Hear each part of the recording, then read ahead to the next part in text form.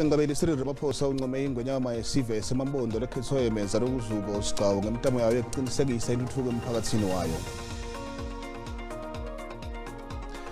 Iqembu leDale lifuna liphiko labaseshi baseMelika FBI liphenye tinsolo tekushintshisana ngemali lengcolo letibekwe mengameli Ramaphosa. Ibanyana tawuthola umhlomelo omkhulu bonus emlandweni wetinyawo kuleli naye ngaphumelela indzebe ye-Women Africa Cup of Nations eMorocco kulenyanga letako. Kwaba kuhle hlangana endzabeni teswati la kuseyibiswana la kusibuka lethamba embili lamuhla. Khumbula ukuthi uyasithola ku Facebook na ku YouTube ngakuthi uthi SABC Tindzaba. Bengameli Ramaphosa uncome iNgwenyama yesive yemaMpondo lekhetho yemenza lokuzuko sigcawu ngemtamo yayo yokuqinisekisa intuthuko emphakatsini wayo. Mengameli uthule inkulumo ngemisebenzi lemihle iNgwenyama emngcwabeni wesigaba sekuqala losekelwe ngekulandzela luhlelo lwahulumende eFlexaf eMpumalanga Kapa lomuhla. Sigcawu ukhotheme enyangeni lefile neminyaka le-47 emva kwekugula sikhashana. Njengoba isikhathi sebumnyama nesililo sehla ebukhosini bamaMpondo, mengameli uncuse indlu yalobukhosi ukuthi ichubeke nemsebenzi lomuhle lobewendiwa inkosi. He took it upon himself to champion the Eastern Seaboard Development Initiative and started engaging other affected kingships, urging their support. Ramaphosa uthi ngaphasi kwembuso wenzando elinyenti sikhungo sebuholi bendzabuko sibekwe endzaweni lefanele. Luphawula kulandzele ukuthi lo mndeni wasebukhosini amafago uvakalise kungaphatheki kahle ngekuchubeka kwemngcwabo. Indlu yebukhosi kanye nenkosana Dumelani Sigcawu bathola incwadi yenkantolo yeqinisekisa ukuthi badlala lichaza etinhlelweni temngcwabo. Inkosi lengasekho yaphinda yahambela inkantolo kanye nadzadze wabo wesizwe ngaphambi kwekuthi agcotshwe ngeminyaka wa 2018. Colonialism not only caused widespread dispossession and misery, colonialism also sought to distort the institution of traditional leadership in ways that we continue to experience. Mengameli uncuse baholi bendzabuko ukuthi baqinisekise kuphepha kwebantfu babo. Uphinze wagceka imikhuba lefana nekuthwala, kuhlukubetwa ngekubulili kanye nekufa kwebafana labancane labahambela lisiko lekusoka. We appeal to our traditional leaders and elders who are here and all over the province to be watchful as the initiation season begins, because this is the time when we lose many of our young people at the initiation schools. Ramaphosa uphinze wacucutela labo labasaphila ukuthi bachubeke netinhlelo tentuthuko silo besitichuba. Iqembu leDale lifuna liphiko labaseshi baseMelika FBI liphenye tinsolo tekushintshisana ngemali lengcolo letibekwe mengameli Ramaphosa. Umholi weDale Johnston yezena uthile kuyingxenye eqinisekisa ukuthi mengameli uyaphendulela ngalokumtsintsako nemsebenzi wakhe njengemholi welive. Inhlangano ye-Democratic Alliance ithi mengameli Ramaphosa kumele atihlenga atsalule imininingwane ngaletinsolo tekwetshwa kwemali eplazini lakhe. Ngiso sizathu lesenta ukuthi le nhlangano nyalo itoya kocela iFBI ukuthi iphenye ngalolu dzaba. I've written to the United States Federal Bureau of Investigation, the FBI, to request that they investigate allegations of possible money laundering by the president. Specifically, we've requested that the FBI considers investigating the source of the funds and whether the money was brought into South Africa legitimately and declared to the appropriate authorities. Lolu dzaba lwaseplazini phalaphala lwabangunzaba mlonyeni ngesikhathi lona bayangomcondizi wetekuvikela atafreza vulela khona mengameli emacala ngalokwetshwa kwetigidzi temadola semelika ngenyanga yendlovana ngeminyaka wa 2020. IDA ithi noma emacala avulwe ngumuntu longathembakali lokho akumende mengameli abe msulwa. President Cyril Ramaphosa is a better option for president than Jacob Zuma or Didi Mabuza, and that this scandal was exposed by a character as dubious as Arthur Fraser does not exonerate Ramaphosa from having to face the South African people. These are serious allegations that will continue to do enormous harm to our economy and our prospects of attracting investment and creating jobs, as well as the credibility of the office of the president. Lenhlangano ithi itawena ngokonke lokusemandleni ukuqinisekisa ukuthi mengameli Ramaphosa uyatiphendulela kulolu dzaba. Tinyonyana 37 tikulenzela kabovu khishwa kwembiko wekugcina ngekubanjwa kwembuso ngabhongwana kusasa. Ikhosathu leSouth ufuna kuhlela kabusha amabhizinisi embuso lapho khona abuholi lophethe kabi baholela ekulahlekeni kwetinkulungwane temisebenzi. Imimoya iphezulu ngokuba imifelandawonye yabasebenzi ilindele ngamehlo abomvu lengxelo yale komishoni isithi abo bubandakanyekayo mabadibane nengalo yomthetho ingakumbi kumbhodamo obuqhubeka phantsi kweenkampani zikarhulumente. It's critical for the ruling party, the ANC and other parties whose public representatives are implicated to be removed, to go and face the courts and to clear the names or to be found guilty. Jobs that we lost as a result of how state-owned enterprises were mismanaged and opened up as a bank, basically, for the cronies to loot from and to destroy the future of many workers.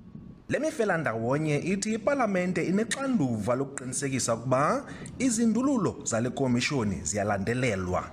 Parliament also needs to make the necessary amendments to the laws, including the Public Procurement Act, to put into practice the different recommendations of the Zondo Commission. Isaftu ikwafuna nokuba indima eyadlalwa ngumongameli Cyril Ramaphosa ngaphambili iphononongwe. We hope that the report will close all of the questions that have been in a debate. Lengxelo yokugqibela yale komishoni bekumele ikhutshwe ngomvulo kodwa le komishoni yacela ixesha elongezelelekileyo. Izikhabile izitsholo zokuba umongameli uye waphazamisana nale nkqubo yokukhutshwa kwale ngxelo. Xulelani Philip, SABC News eParlamente. Ngosenjalo kwaba nekuphikisana ngalesikhathi kwetfula ubufakazi kwelinkomishana yekubanjwa ngembuso wabhongwana nakukhulunywa indzaba yesivumelano se-SABC ne-multi-choice wa-2013. Lesivumelano sancedza lenhlangano lesakata ngemoya ye-SABC kuthi sukumise luphiko lwetindzaba letiku-DSTV lekuyi-24-hour news channel. Kepha-ke ngikusho kwendvuna yelitiko letekuchumana langaphambilini Yenas Karim lowavela Umbiko Lelikomishana wathi lokhu kwenteka ngalokungemtsetfo. There was never a board decision to support STB control, according to Ms. Nolotando Kosa, according to what I gather Mr. Krishnaidu says, until much later. Karim wathi SABC ayikwatanga kusekela lesinqumo sayo. Ngakho-ke lokho kwaholela kulokubanjwa kwembuso ngabhongwana. Waphindze wasola i-DSTV ngekwentela phansi imitamo yokusukunyiswa kwalolu hlelo lokusakata ngebuchwephesha. Ngaleso sikhathi lobe ngumahlalisangweni we-SABC Lulama Mkhobo watshela Lelikomishana ukuthi akavumelanga nekuhlikihla kwalesivumelano besibita 553 million rand. Wendlula wathi akulandzelwa tinhlelo letifanele abengakathokodiswa nangulokuthi i-multi-choice bengasekeli kusebenta kwe-set-top box ye-SABC. Mkhobo watshela ikomishana ukuthi lolu hlelo lokusakata ngebuchwepheshe kwahlithwa i-multi-choice.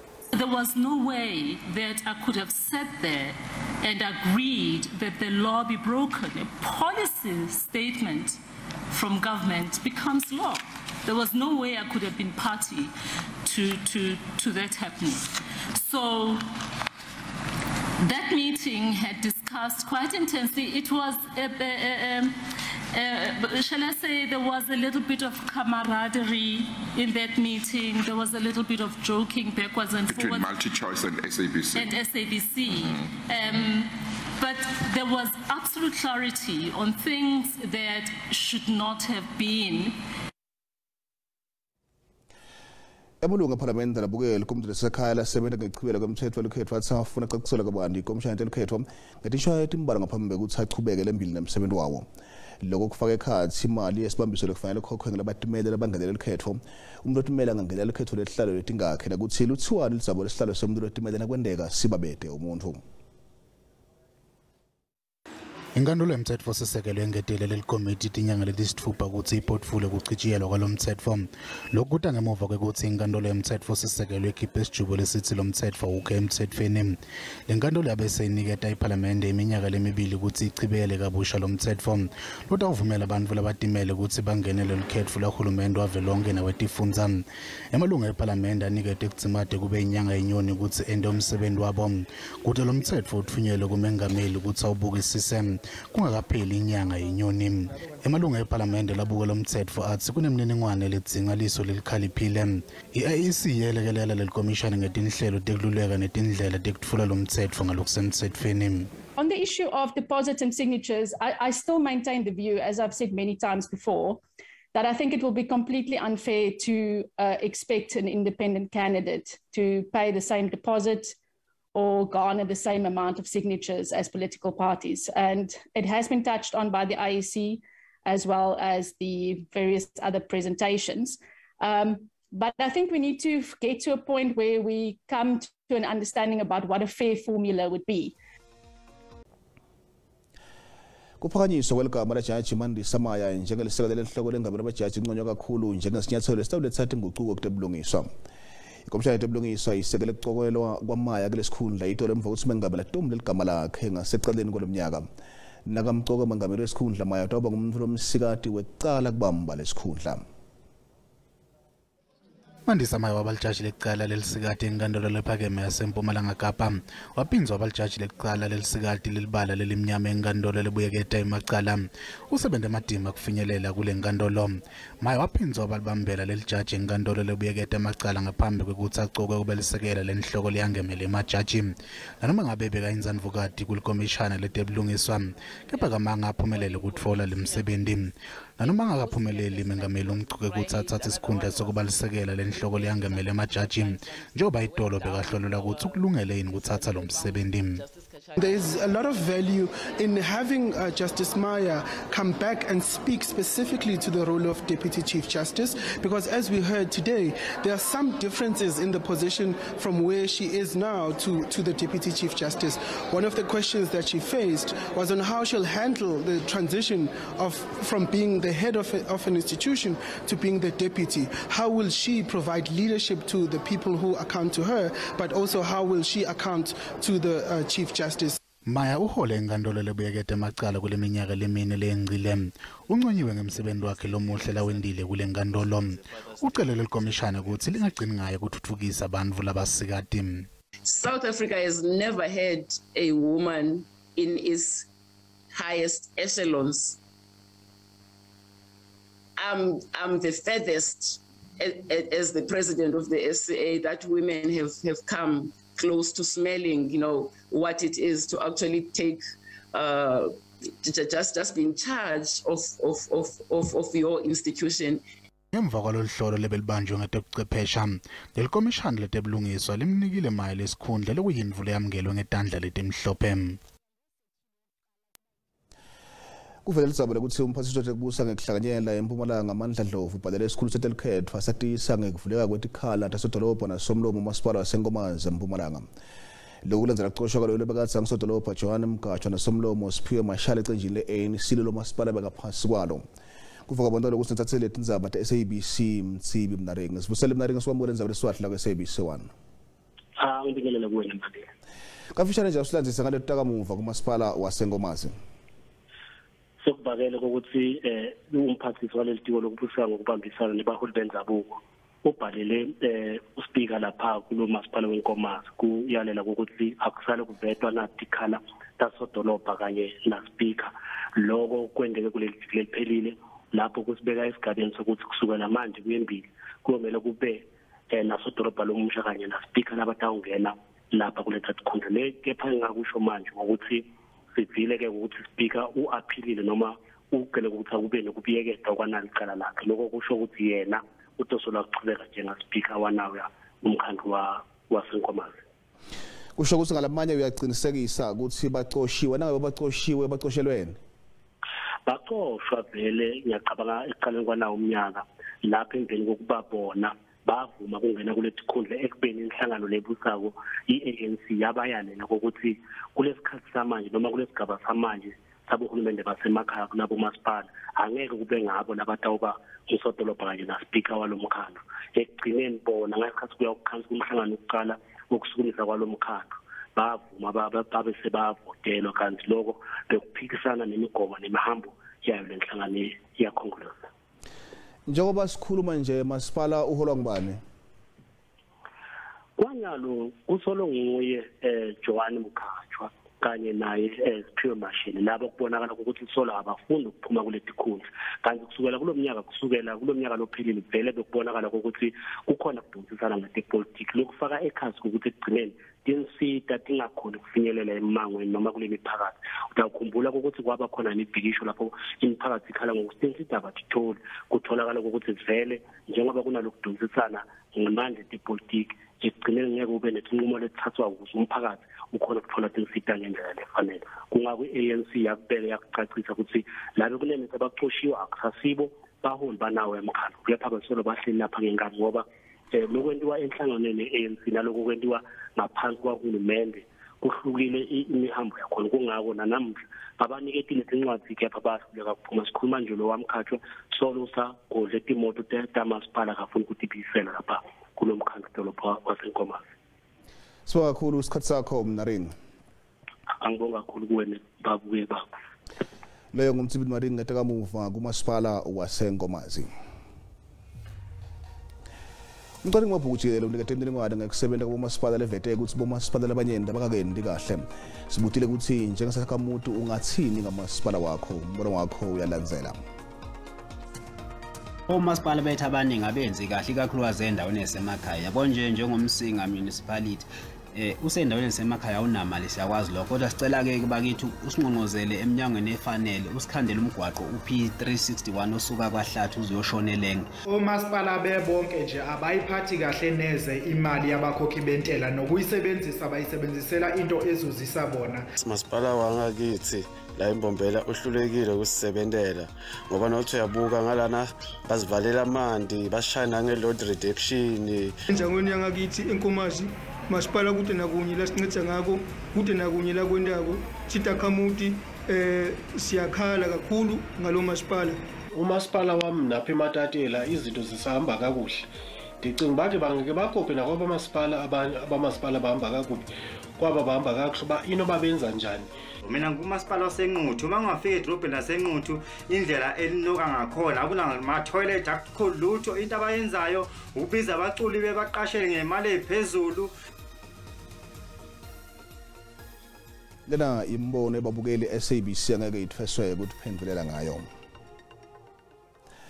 Tinsolo letitsintsa kubafana ababili kusabathunjwe belaphi benzabuko sethuse umphakatsi waseGlory Hill eGraskop eMpumalanga. Lebafana leminyaka nelishumi ukuthi abathunjwa ngalesihlanu ebusuku evinde liphele batholakala emva kokuhamba kwemalanga. Babukeka bethukile futhi besaba. Kusolwa ukuthi labafana bathunjwa bavalelwa emalanga lambalwa. Base bayagadwa, bagcotshiswa, baphindze banathiswa umuthi. Etsole frugo ka krangwana se gona ka ntloni ka bona ka message. Ka tsamaya ka sepla ka nyaka. Ba ka kramela itsoro ngwana umuthini umwana wa mmane mwana. Labafana batholakala endlini yemumfu lekusolwa ukuthi usangoma ngemuva kokuthi umphakathi uphuma umkhankaso ubafuna. Imindeni yalabafana ithe emaphoyisa ale aphetha kuvula licala.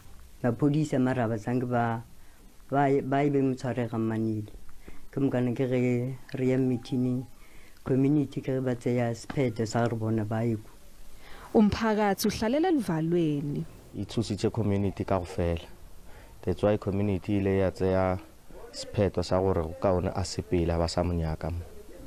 Emaphoyisa ke asabopheta ngoma letintsatfu mayelana nalesihlakalo. Abasola laba about 3 omunye una 17 years omunye una 24 omunye una 45 years bonke ba practice njengeinyanga and bathumbe abantwana bayi2 labo bebazama kubathwasisa ukuthi babe inyanga. Imindeni ikholelwa ukuthi labafana badzinga kwelulekwa ngekwengqondo emuva kwalesigameko.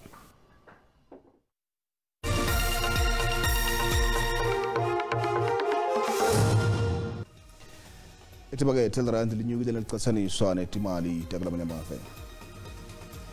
Rand libita 15 rand 82 cents America. Pondo sebesar libita 19 rand 42 cents libita 16 rand 7 cents libita 1 rand 29 cents. Ingoma totonge JSE yenyukile. Ikolite ibita $1,841 le ounce mbita $148 sounds like to bita $100 $15,000 37 cents umphongolo.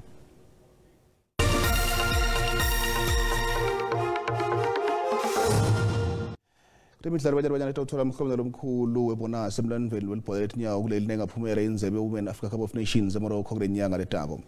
Leli qembu litawuthola 9.2 million marandi lingathatha lenzebe. Ibanyana iyobe iphume wonke njengoba ifuna ukuwina kwekucala i-African Women's Cup of Nations. Ibe kunombolo yesibili yamahlandla lasihlanu. Ngaphambilini ludzaba lwetimali namabhonasi luke lathemeta leli qembu. We are going to pay 9.2 million in bonuses for this team on the basis that they win the AFCON. So if they win AFCON, we will pay 9.2 million. Umdlali ngamunye uyothola imali engu-400,000 amarandi uma bawina lo mcuzelwano, 55,000 amarandi uma bafika kumancamo kanzi 40 nobe 30,000 uma bacedza lo mcuzelwano basenzaweni yesithathu nobe yesine.